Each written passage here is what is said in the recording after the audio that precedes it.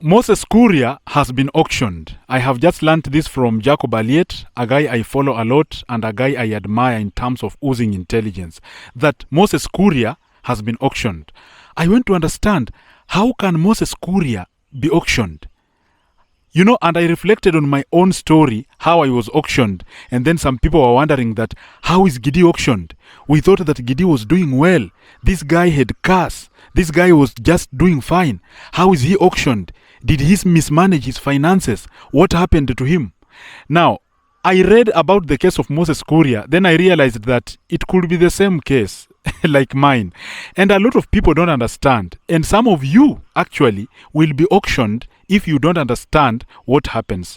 Now, learn from me and Moses Kuria and several other people like Mwangi Wairia and several others who are being auctioned inevitably because they did not foresee the market dynamics. Okay? Now, Moses Kuria borrowed a loan in 2017-2018. I think that's when he was joining politics to become a member of parliament. I'm not very sure. But I think that is when he had just been elected as a member of parliament. So he borrows 54 million using his personal property as collateral. And then he goes to develop another property using that money. Then he says that he will honor the payments. Then he had to pay around 400,000 shillings, roughly 400,000 shillings every month. Now, what happens? What happens is Moses Kuria fails to pay 400,000 shillings every month. Now, I know some of you want to ask, he was a member of parliament, he was earning more than that, he was supposed to pay that. Listen, some of you don't know. This economy is very tough. When you have a lot of things to finance, when you have a lot of financial obligations, sometimes it can become very difficult to pay that 400,000. So bottom line is, Moses Kuria could not pay 400,000. And then he did not honor this debt. So he did not pay it the way it was supposed to be paid. So what happens? Equity Bank sends him a notice that he has to pay this money. And then they try to reach out to him. Then they try to renegotiate. And I think Moses Kuria, in his innocence, I'm not saying that I was there, in his innocence, he thought that he would have money by 2022. And then he said that he would pay. Then that time reached, then he did not pay the money. Then the bank continued sending him notices. Then it continued reaching out to him. Why are you not paying our money?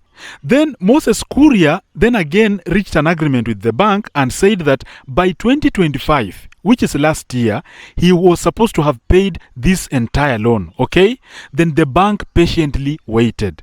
In 2025, Moses Kuria had not paid this money. Now, the bank had no option because the bank had tried. The bank sent him notices. The bank tried to negotiate with him. The bank tried to come to an understanding with him that please pay our money. But Moses Kuria could not pay the money. And so the bank went to court. And when the bank went to court, they granted the bank the right to auction his property. And now Moses Kuria went to court and then he said that he experienced financial challenges after COVID-19. Okay, after COVID-19, he experienced a lot of challenges and therefore he could not settle this amount. But he did not convince the judge enough because, first of all, there is debt that you're supposed to pay. And second, you did not honor this debt. And third, you have collateral. You know, that is a very dangerous thing that a lot of people don't know. And so the bank granted Equity Bank a chance to go and do what?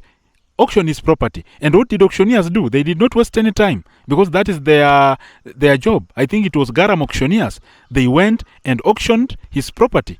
Now, I don't know if they sold the property because I know what followed was that after the court injunction that Moses Kuria was seeking had failed, the wife of Moses Kuria now went to court and then told the court that Kuria borrowed money and put matrimonial property as collateral without informing the wife. And so the wife argued that this is matrimonial property. It was wrongly auctioned. Kindly stop the auction. And so the court issued a temporary dealings. We call it dealings with the property. I think the court said that do not transfer the property, do not sell the property until the matter will be heard. But then again, this will be very difficult if Moses Kuria does not settle the loan, if this matrimonial property, even if The auction has already been done, and so I don't know what's going to be done, but this is a very difficult time for Moses Kuria. Now, why have I selected the case of Moses Kuria? I have selected the case of Moses Kuria because this case is similar to mine. It is similar to mine because just the same way this guy went and borrowed money, I went and borrowed money with the intention to do what? To pay back the money. You know, when you go to borrow money and when you are intelligent and you know what is happening, you understand yourself, you have a lot of self-awareness, you go to borrow money with the intention of paying it back. And this is what I have always been telling people. Just like the divorce issue, nobody gets married to divorce. And just like a debt, nobody goes to borrow money with the intention of not paying back. And therefore, just like Moses Kuria borrowed 54 million, I went and borrowed 600,000. Honestly, hoping that we will pay this money well. Okay? Now, for my case, just in 2022, that Moses Kuria experienced a lot of problems paying because of COVID-19. Of course, my issue was not COVID-19. My issue was the ChatGPT and AI. Because it reduced my income right from $5,000 to $1,000. Even people were shocked. Gidi was doing so well. What is wrong with Gidi? He cannot pay back our money. He is not picking calls. This guy is not paying back our money. Why is he not paying? Because I was even ashamed of myself. By the way, I have to be very honest. I could not even pick any call. Because when the income goes down, you cannot meet your financial obligations. Now you become even afraid. Do you know a lot of people with debt are evading to pick their calls? That is what I used to do. Not because I don't want to pay the debt. It is because now you are embarrassed now. Now you are caught up in a very difficult situation. You are between a rock and a hard place. You are supposed to pay around maybe 300,000 shillings every month. But then again, you have 100,000 shillings. Not because you don't have money. You have money. And I believe Moses Kuria has money, okay? He has money right now. He cannot lack money. But he doesn't have enough money to fulfill his debt obligation. And that is how we were. And so, my case, I was auctioned, and he was auctioned. The only difference is that he was auctioned legally because the bank issued notices, entered into a negotiation with him, they sent the demand notices, and they even gave a notification of sale, and even the court allowed Moses Kuria to apply for injunction. It rejected the injunction. The wife again went to court and then prayed for injunction. I think that is what the wife did, and then the court stopped temporarily any dealings with the property. But for my case, I think it was too with a lot of fraud. The judge was compromised. Everything was compromised, and because they know I'm a small person living in the village, and they assume I don't know a lot, so they did their things there. Then they sold my property. At the end of the day, I had a debt. I was supposed to pay. Moses Kuria has a debt. He's supposed to pay. Now, what do you learn from our cases? What you should learn is that there comes a time when you are not able to pay a loan. There comes a time you cannot pay a loan. Ask a lot of people who have been auctioned. Their cars, go to any yard and look at how many cars have been auctioned there. A lot of cars have been auctioned. Go to this property that is being advertised. A lot of it has been auctioned. Houses have been auctioned. Even in houses, people auction even sofa sets. If you have 10,000, 15,000 shillings debt and you have a television, they will come to your house and then they wipe out everything. So anybody is at risk of being auctioned, okay? And so what I have learned is what I will tell you later. I'm not issuing lessons right now. Right now, I'm just telling you the practicality of issues, that anybody is at risk. You see, some people at some point they started laughing at me, and I know it's not that I don't know. I know some people who came and then started laughing at me. God has you done what, has punished you because you have not done what and what, or it's because you did something to somebody, that is why this has happened. No. Anybody, as long as you are alive and you are dealing with the money, you are at risk of being auctioned. You don't necessarily need to borrow. For example, I told you a guy of his car knocked down a pedestrian, and then it was discovered that the vehicle was being driven recklessly, and the person who had his car did not have a valid driving license, and therefore the insurance company declined to compensate this case. And so this guy was told, you have to pay this person, and he could not manage to pay around 3-4 million. And what did the court do? This guy had trucks, and so he went to court. And the court approved that this is the amount you are supposed to pay, and the auctioneers came and they took everything. Now, he did not take any loan. Where did he take any loan? No loan. Your car just knocks down a person, then auctioneers come, then they take everything. Then they go with it. You don't even need to do anything else. Like maybe you just need to do something. So it's very risky. Life is very risky. You just need to do something. And then it involves money. Then somebody goes to court, they sue you. Like maybe I can be producing a video like this. I've not borrowed any money. I produce a video like this. Then I speak, it's hate speech or defamation. I defame someone. Then they go to maybe data protection or NCIC or maybe the court. And then defamation charges are preferred against me. And then I'm told to pay this person. Then I don't have the money. What will they do? They will go to court. And when they go to court, the court will say, recover this money from this guy. Then they will just come. I told you about the KRA pin. They will just check my KRA pin. What does he have? He has land, he has a car, he has this and that. Then auctioneers will be here. They will take my property and go with it. So you don't need to borrow money for you to face these kind of things. You just need to be responsible in the way you do some things, or if not irresponsible, you just need to do something risky, okay? If not something risky and you have a loan, it is about market dynamics. Now, market dynamics are different. For example, for my case, it was about the technology that had come. For Moses Kuria's case, I think it's because of the city he did not win. Because these politicians win, and then when they win, you know what they do. If Moses Kuria was a deputy president right now, do you think he would be auctioned? No, because he would have played well, then pay the money. If he was a governor right now, do you think he would be auctioned? No, he would have played around, then paid the money. We are talking about Mwangi Wairia, who has a graft case of over 500 million. He had access to these millions of shillings. And therefore, he had the ability to settle 100 million, 90 million, if he had that problem when he was governor. So anybody in a position of leadership, when he's entrusted with a lot of money, he can't be auctioned. So Moses Kuria vied and then thought that he would succeed, then he would get money, then pay this money. But then again, this happens to him. And you, who is watching me, you are at risk. All of us on this planet, we are at risk. Okay? So just pray that something does not find you, and then you are told that you are supposed to pay this and this amount of money to somebody. You will be in for a lot of problems if you have property. If you have property, not if you don't have. If you don't have property, they can't do anything. They cannot do anything. For example, if they say that you should pay 1 million and you don't have it, and you don't have any property, and you don't have anything worth 1 million, the court will not do anything to you because you're poor. You can even file for bankruptcy. And if not bankruptcy, courts do not jail poverty. For example, if you are poor, the court cannot say that because you are poor, you have committed a crime by not paying this money. No, the court also understands that when you don't have money, they give you time to go and look for money and pay back this money. Now, when you are in that process of looking for money, do not try to own any property.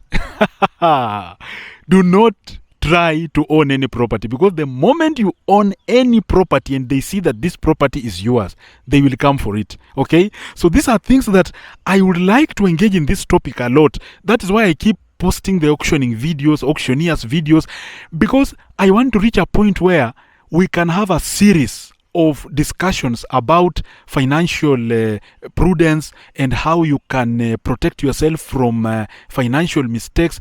Because let me tell you, bro, finances directly affect your mental wellness.